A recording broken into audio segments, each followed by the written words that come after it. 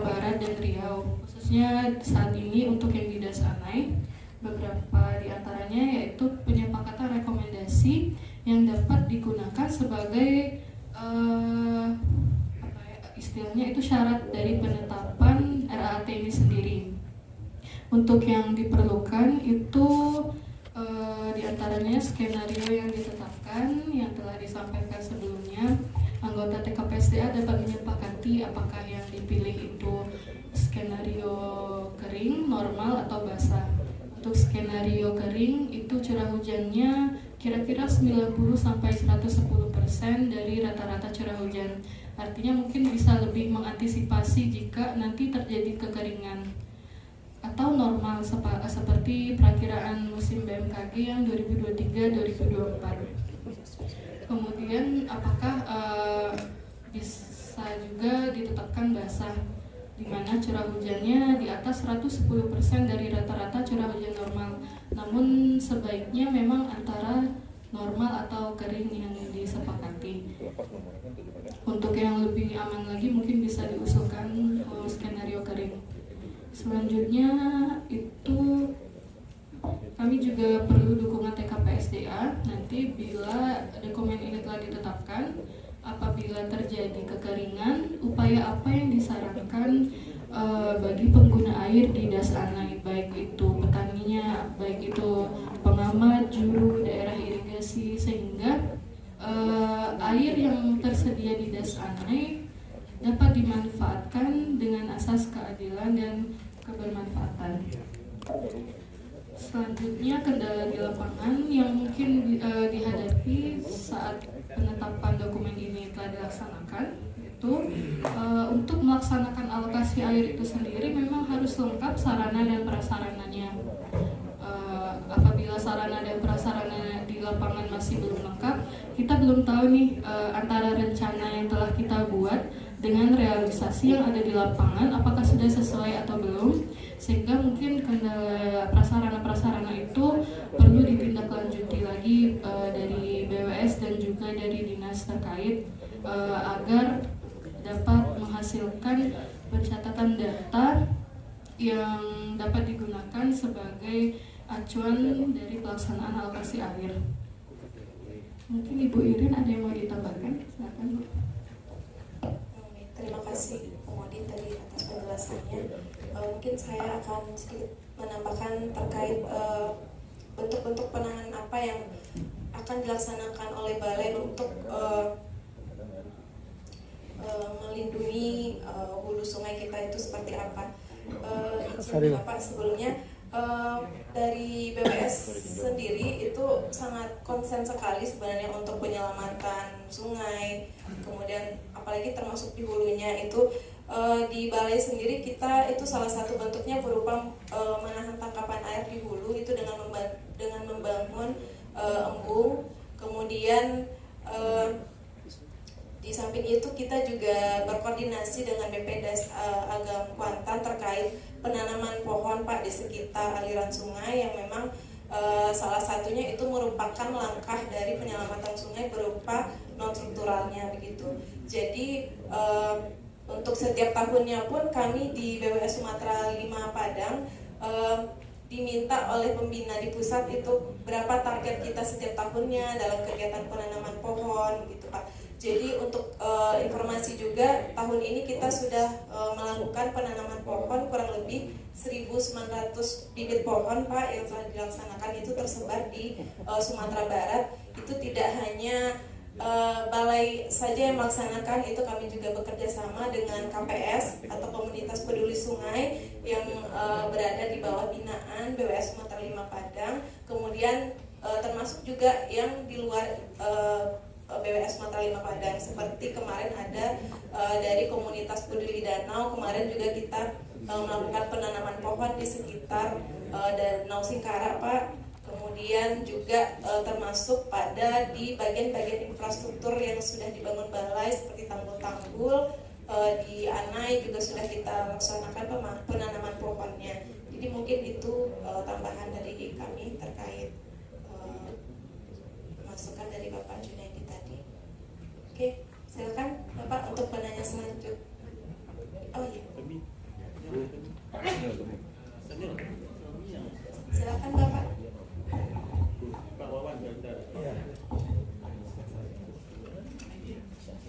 Pak angin ya Pak. Baik, assalamualaikum warahmatullahi wabarakatuh. Mohon izin Bu, saya dari Payakumbuh. Nama saya Muslim dari Dinas PUPR Kota Payakumbuh. Nama ini mungkin menanyakan atau memastikan agar ke depan mungkin hampir senada dengan pertanyaan Bapak tadi, das kita ini akan terpelihara dengan baik, karena percuma kita merencanakan alokasi air dan lain sebagainya tanpa kita menjaga das itu sendiri. Kalau ketersediaannya itu sangat kecil, apa yang mau dibagi? Jadi kami ingin mempertanyakan Bu, ini komitmen antara pusat dan daerah. Dalam hal ini mungkin pusat diwakili oleh balai dan daerah kami di kabupaten kota. Sebagaimana kita ketahui, das di Sumatera Barat ini hampir semuanya kewenangan pusat, Bu. Seperti kami di Payakumbuh tidak ada satupun kewenangan kabupaten kota ataupun provinsi, yang mana kami berada pada WS Ordo ke-3, ke-4, dan ke-5 bahkan. Di satu sisi kami sangat berkepentingan terhadap das tersebut yang mendukung kelangsungan ketersediaan air dan sebagainya. Di sisi lain kami tidak memiliki kewenangan untuk itu karena menjadi kewenangan pusat. Yang sebagaimana kita tahu, yang kewenangan kabupaten kota itu hanya ada satu di Mentawai kalau tidak salah. Yang lainnya pusat semua. Jadi kerusakan yang terjadi itu tentu harus menjadi perhatian kita semua. Apa namanya konsen kami di daerah yang bisa kami lakukan, apalagi kalau kita menggunakan APBD. Kami beberapa kali melaksanakan penanganan das, termasuk infrastruktur sungai itu sendiri. Ternyata itu juga menjadi masalah bagi kami, temuan oleh pihak pemerintah, BPK dan lain sebagainya. Nah, di sisi lain pusat juga tidak bisa terlalu jauh ikut menangani sampai ke Ordo 3, Ordo 4 dan sebagainya. Akhirnya ini terbengkalai saja. Begitu juga termasuk bangunan-bangunan yang dibangun seperti yang kita lihat hari ini di Anai yang sudah merajalela, yang nyaris tidak tersentuh kayaknya, yang tidak tersentuh baik dari pemerintah daerah maupun dari balai sendiri ataupun dari pusat. Bahkan semakin menjadi-jadi gitu. Dan juga hampir sama yang terjadi di daerah lainnya di Sumatera Barat. Pengerukan sungai yang luar biasa, pengambilan galian C, kami di Payakumbuh itu Bu, pengambilan galian C itu luar biasa. Kami nggak ini karena bukan kewenangan kami. Nah, jadi ini yang jadi persoalan yang menurut kami ini perlu ada satu komitmen bersama, Bu. Kami di daerah ini sampai di mana? Kalau perlu diberikan kami semacam suatu kekuatan hukum untuk bisa berbuat. Nah, walaupun itu misalnya kewenangannya pusat, tapi kalau kami tidak punya kekuatan hukum untuk berbuat, kami juga nggak bisa gitu. Nah, ini mungkin yang perlu dipikirkan bersama sehingga ke depan das kita itu mau betul-betul terjaga. Dan kalau perlu juga kami di daerah diberikan kewajiban, misalnya harus melakukan penanam pohon sekian di hulu segala macam, sehingga yang terjadi terkadang Bu, karena berbeda kabupaten kotanya, yang di hulu misalnya daerah kabupaten lain, dia tidak memikirkan kita yang di hilir kabupaten lain juga yang berbeda kabupaten kotanya. Nah, ini yang terjadi sekarang Bu. Mungkin itu sangat sering berinteraksi juga dengan Pak Muslim ya. Terima kasih Bapak untuk pertanyaannya. Mungkin Bu Sabrina langsung ditanggapi, boleh silakan. Baik, terima kasih Pak Muslim atas tanggapannya tadi berkaitan dengan das yang harus dipelihara dengan baik, kemudian komitmen antara antara pusat dan daerah. Di sini juga memang wilayah kerja pusat itu banyak sekali Pak, sedangkan kita juga terkadang terbatas dengan personil dan juga anggaran. Nah, tapi untuk kewenangan daerah sendiri itu bisa dilakukan satu mekanisme semacam sinergitas Pak antara pusat dan daerah. Contohnya untuk provinsi, kemarin pernah ada penyepakatan nota sinergitas antara Dinas SDA Provinsi Sumatera Barat dan Kementerian PUPR. Karena pada prinsipnya itu di Undang-Undang Nomor 17 Tahun 2019 tentang SDA juga disebutkan bahwa dalam hal kepentingan mendesak dalam pengelolaan SDA pada wilayah sungai lintas provinsi, itu yang kewenangan pusat tadi WS lintas provinsi tadi, kemudian lintas kabupaten kota dan strategis nasional, pendanaannya dan pengelolaannya dilakukan melalui kesepakatan antara pemerintah pusat dan atau pemerintah daerah yang bersangkutan. Jadi di sini kalau dari yang pengalaman sebelumnya itu memang ada beberapa lokasi yang dia wilayahnya kewenangan pusat, tapi dari provinsi yang dari SDABK bisa terlibat di dalamnya untuk perlindungan sungai, perlindungan tebing itu bisa dilakukan asalkan ada penyepakatan nota sinergitas tadi Pak. Itu antara Direktur Jenderal Sumber Daya Airnya dengan daerahnya, kepala daerah setempat. Itu Pak yang bisa kami sampaikan. Baik, terima kasih. Mungkin sedikit tambahan juga terkait adanya bangunan liar dan galian-galian C liar yang tidak berizin yang juga merupakan salah satu penyebab rusaknya das sekitar. Nah, untuk penertiban atau monitoring kegiatan dari galian liar ini mungkin kita akan bekerja sama juga dengan ESDM Bapak Ibu, karena yang mengeluarkan izin terkait dari galian C merupakan kewenangan dari dinas atau Kementerian SDM. Namun sebelum mereka mengajukan izin ke ESDM itu sebelumnya melalui tahapan rekomendasi teknis dari balai juga, karena balai pun juga harus tahu lokasinya di mana dan berapa volume dari galian C tadi yang diajukan izinnya untuk dilakukan pengambilan tambangnya. Nah, mungkin untuk hal ini lebih detailnya nanti mungkin bisa dibahas di sidang yang lain Bapak Ibu, karena untuk saat ini kita fokuskan pada pembahasan alokasi air untuk Das Anai di tahun 2024. Cuman kami tetap coba akan sedikit menanggapinya gitu. Kemudian Balai dan Pemda atau pemerintah daerah itu juga memiliki tujuan yang sama Pak. Sama-sama kita ingin menjaga lingkungan, menjaga das itu merupakan kewajiban kita bersama, karena dari das itu merupakan sumber air yang juga merupakan kebutuhan utama bagi masyarakat kita semua. Nah, jadi di sini kami sangat terima kasih sekali Pak Muslim atas sarannya. Nanti kami juga akan sampaikan ke pimpinan untuk kita bahas lagi bagaimana mekanismenya untuk tadi yang sudah disampaikan Ibu Sabrina jika ingin mengadakan sinergitas antara Pemda dan BWS melalui Kementerian Pekerjaan Umum. Bapak. Mungkin dilalui dari bulan Maret sampai Mei, kemudian Juni berbagai analisis secara teknis dilakukan dan itu telah dilakukan asistensi sampai ke dominan kementerian di tim SDA. Tapi mungkin barangkali dalam penyusunan tentu kami ada saran sedikit. Barangkali ini menjadi masukan. Pertama itu mengenai dasar hukum Bu. Karena saya lihat di sini hanya Undang-Undang Nomor 17 tentang sumber daya air Nomor 17 2019, kemudian Permen PUPR kebanyakan.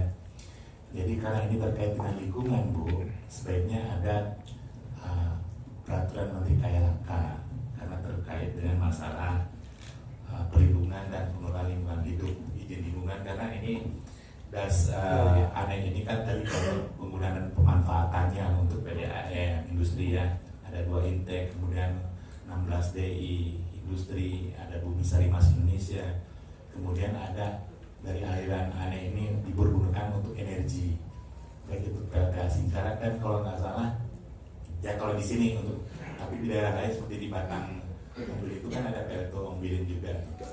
Jadi bagaimana itu perizinannya itu apakah sudah diketahui oleh Kementerian PUPR yang pusat melalui balai Sungai Sumatera 5 atau bagaimana? Nah, karena izin usaha penggunaan air baku ini penting gitu. Karena seperti yang kita ketahui bahwa air ini sangat basically sekali, dalam artian sangat pokok untuk hidup dan kehidupan kita sebagai manusia gitu. Jadi dengan adanya air ini tentu semua masyarakat penting itu, baik untuk irigasi, untuk air baku, untuk air minum, semua sangat penting sekali. Cuman tadi terkait dengan kalau dimasukkan tadi ada undang-undang tentang lingkungan hidup, perizinan ini KLK-nya. Karena begini, kalau satu, karena kita ini hanya alokasi air tadi dengan berbagai skenario tadi yang disampaikan Ibu tadi, bagaimana dengan skenario basah, normal, kemudian kering, itu kan alokasi air. Tapi bagaimana tentang pencemarannya kan perlu diperhatikan juga, perlu ada data di situ. Karena tentu setiap stakeholder memiliki tugas dan tanggung jawab masing-masing sesuai dengan kewenangan yang diberikan undang-undang seperti lingkungan hidup. Nanti dikatakan apakah ada pengujian kualitas air di situ di Batas Aneh, apakah ada limbah B3 pencemaran, karena seperti tadi yang disampaikan bapak-bapak yang tadi dan ibu yang di depan, apakah ada penambangan tanpa izin di situ, bukan hanya istilahnya tuh kuari penambangan pasir, seandainya ada penambangan emas dan di situ dikelola pakai zat kimia seperti merkuri, itu kan misalkan kita kan tidak tahu nih hasilnya seperti apa, apakah secara detail kan tidak tahu dokumen ini, apakah di wilayah pengolahan dari hulu ke hilir itu sampai ke nanti ke samudra itu, apakah di hulu itu sendiri catchment area-nya atau kondisi vegetasinya itu memungkinkan atau tidak. Tadi Ibu kan udah menyampaikan bahwa sudah banyak reboisasi sekian juta pohon misalnya, itu kan harus pantau terus. Kemudian masalah penambangan, seandainya ada penambangan kemudian ada pencemaran, itu barangkali harus tetap dilakukan secara berkala seperti itu dengan koordinasi dengan instansi dan pihak terkait. Barangkali itu aja Bu untuk masukan. Sekian, terima kasih. Wassalamualaikum warahmatullahi wabarakatuh. Ini yang langsung berhadap langsung dengan tas ini. Boleh. Mungkin ini Pak, setelah nanti kami tanggapi pertanyaan Wawan, nanti kami akan berikan satu kesempatan lagi untuk dibuka pertanyaan selanjutnya. Dan izinkan kami menanggapi dulu ya Pak ya. Sepertinya tidak perlu saya ulang kembali Bu Modi pertanyaannya, mungkin silakan langsung ditanggapi, nanti saya tambahkan. Baik, terima kasih Pak Wawan atas tanggapannya, saran-saran yang telah disampaikan. Ya, nanti kita coba cari dasar hukum yang berkaitan dengan Permen KLHK lingkungan hidup, menyampaikan permohonan rekomtek dan juga telah dikeluarkan perizinannya oleh Menteri PUPR seperti PLTA Singkarak, kemudian PLTA Agam dan juga Manijau. Dalam perizinan tersebut kami memastikan bahwa seluruh ketentuan yang ada dalam perizinan tersebut harus dipenuhi oleh masing-masing pengusaha. Di dalam perizinan itu sendiri pun sudah ditentukan dengan cara apa mereka mengambil airnya, tentunya yang seperti di bendung, dan tentunya cara pengambilan air harus legal sesuai dengan peraturan perundang-undangan. Begitu pula dengan debit maksimum yang dapat digunakan. Selanjutnya terkait dengan pencemaran, kalau dari BWS Sumatera 5 sendiri ada pengujian secara berkala untuk beberapa sungai kewenangan pusat, termasuk di Batanganai ada pengambilan sampel dan pengujian kualitas air untuk mengetahui mutu air yang di sana. Namun di sana pengujian yang dilakukan itu berdasarkan mutu baku kelas 2. Artinya yang buku baku mutu kelas 2 itu yang layak digunakan untuk irigasi atau untuk pertanian. Batasan pengujian yang dilakukan oleh BWS seperti itu, Pak. Kemudian setiap tahun dilaksanakan di beberapa titik untuk mengenai penambangan dan lain-lainnya. Itu untuk batasan dari RAAT ini sendiri sebenarnya sampai ke kuantitas jumlah airnya. Namun untuk saran-saran seperti jika ada penambangan ilegal ataupun jika ada pencemaran yang terjadi di Dasanai, itu silakan disampaikan di rekomendasi di poin selanjutnya. Itu diperbolehkan jika dari TKPSDA-nya menyarankan misalnya untuk menegakkan peraturan apabila terjadi penambangan ilegal di daerah tersebut dan sebagainya. Baik, ada yang mau ditanggapi? Baik, sedikit aja terkait yang terkait izin ya Pak ya tadi. Memang untuk di sini tadi juga sudah kita sampaikan tadi di saran ya untuk terutama untuk PDAM mungkin agar di follow up lagi untuk pengurusan izinnya karena memang belum keluar. Kemudian selanjutnya kalau dari PLTA sendiri itu sudah dikeluarkan izinnya, namun dalam hal penyusunan RAT ini kami juga melibatkan tim rekomendasi teknis dari BWS sendiri dengan terus berkoordinasi terkait kegiatan monitoring pengambilan air pada Dasanai tersebut. Jadi kami terima Pak sarannya, terima kasih. Mungkin selanjutnya terakhir silakan Bapak. Terima kasih Pendeta. Assalamualaikum warahmatullahi wabarakatuh. Nama saya Herman dari Himpunan Nelayan Indonesia. Jadi selama pelatihan tadi paparan Dinas Sumber, mungkin ada yang tertinggal. Mungkin saya menyambung lagi paparan pertanyaan dari halo. Jadi ini dalam pantauan kami, das yang berada di Sumatera, Kota Padang sudah tercemar dengan kimia. Ini pantauan kami. Memang kalau di Anai memang itu tuh di Anai mungkin limbah kimianya kurang karena dia dasnya berada di daerah hutan atau bukan. Kalau di Muara, Arau sama Batang Muar itu semua dalam pantauan kami sudah sangat tercemar dengan bahan kimia. Contohnya biodata dan ekosistem tidak ada lagi di sungai kita di Kota Padang. Itu berimbas bagi juga kami nelayan. Masalahnya air sungai berhulu di gunung bermuara ke laut.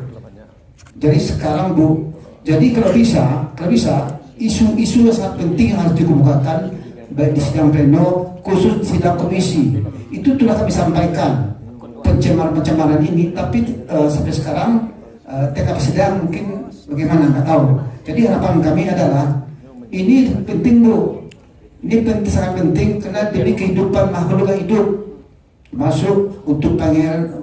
Dulunya air sungai kita ini di Padang bisa untuk mandi, bisa untuk mencuci baju segala macam. Sekarang tidak lagi karena sangat tercemar. Bagaimana antisipasi TKPSDA dengan pemerintah nanti? Ini yang penting sekali. Jadi apa gunanya debit air sungai cukup bagus, cukup tinggi tapi tercemar.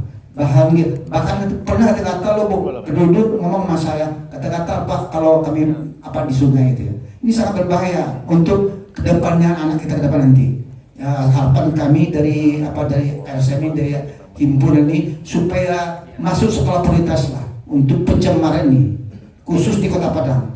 Sekian, assalamualaikum warahmatullahi wabarakatuh. Waalaikumsalam.